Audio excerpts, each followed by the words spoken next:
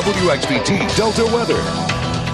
Well, as we expected, the showers and even some of those strong thunderstorms began to move across the Delta as we moved into the afternoon hours, especially once we got into the 4 o'clock hour, as we had a couple severe thunderstorm warnings issued back through Humphreys, Sunflower, LaFleur County, along with Yazoo had a warning. They even had briefly a tornado warning issued for the very southern part of Yazoo County, but that quickly expired as we moved through and they saw the rotation wasn't quite there that they initially thought. But you can see we still had a good little line of showers roll through, and that is now beginning to push over into LaFleur County along with Holmes, and we'll be heading towards Carroll, Grenada, and then making its way over to the Montgomery County as well. But this should all continue to push off to the north and northeast about 30 miles an hour, so I expect within the next hour or so the heaviest showers and storms will be out of the Delta. But as we flip this over onto our laser line Doppler, we can take a closer look at that system.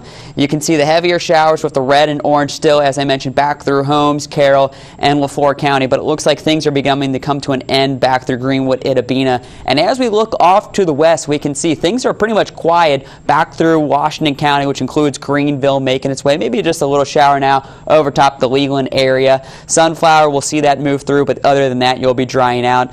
Southern part is dry as well, and then as you move up towards Cleveland, you are beginning to dry out as well. So can't rule out the possibility of a few more light showers, but most of us are beginning to see things quiet down now as we push into the evening hours. The only issue, warning or watch we still have in effect for some areas is a tornado watch continues for Yazoo, Holmes, and now includes Carroll, Montgomery, and Grenada County until 10 p.m. this evening. But I think once that main line pushes off to the east, we could see this become to expire, and officially we still have our wind advisory going in effect until 6 a.m. tomorrow morning. And that's the big story, I think, is as we go through the evening hours, we will continue to see the winds now begin to pick up out of the west-northwest and could be gusting near 20 to 30 miles an hour as we go through the evening hours, and then staying that way as we go throughout the day tomorrow. Taking a look at the rainfall, we can see not as much rain as we expected, but still a good ½ inch for just about everyone, 3/4 of an inch, close to that down in the Monroe area. And the reason for that, as you can see on the temperatures, we in Greenville have remained only in the low to mid 50s all day long. That warm air didn't quite get to us. It had slowly gotten into Greenwood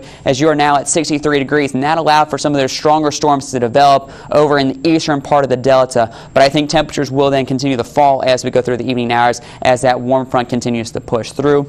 Winds still relatively light, only about 8 to 12 miles an hour, but we still have that south-southeasterly flow. That's why they did get into the lower 60s in Greenwood during the last couple hours or so.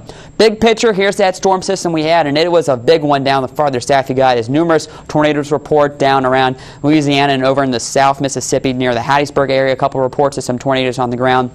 But for us, just some pretty moderate showers making their way through. That'll continue to push off to the north and northeast. The only thing we're going to have to worry about on the backside of this, we can see some light showers continuing to make their way through. That'll maybe push through as we go through the overnight hours and into tomorrow morning. So the main stuff is pushing off to the north and northeast. We're beginning to dry out a little bit, especially from the west to the east. By midnight, we could even see some breaks in the rain. Then as you wake up tomorrow morning, we're looking at some of the scattered showers, maybe some heavy at times as we have the yellows and orange still with us by the morning, but that begins to die down. And by tomorrow afternoon, we're drying out a little bit. And as we move into the evening hours, could even see the clouds give way for a little bit, maybe seeing a few peaks of sun right before sunset.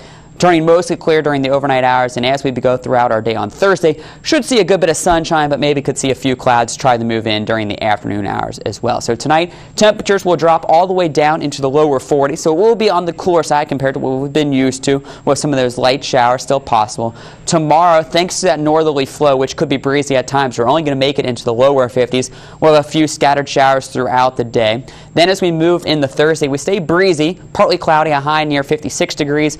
The sun comes out in full force, and by Friday, we have a temperature still in the 50s, but then by the weekend, we get into the 60s, looking absolutely pleasant to be outside. So another wonderful weekend to look ahead. And then as we move into next week, again, it looks like more scattered showers try to return across our area. So as we're moving out of February and into the month of March, it looks like it's going to be a wet time as we move into the springtime out.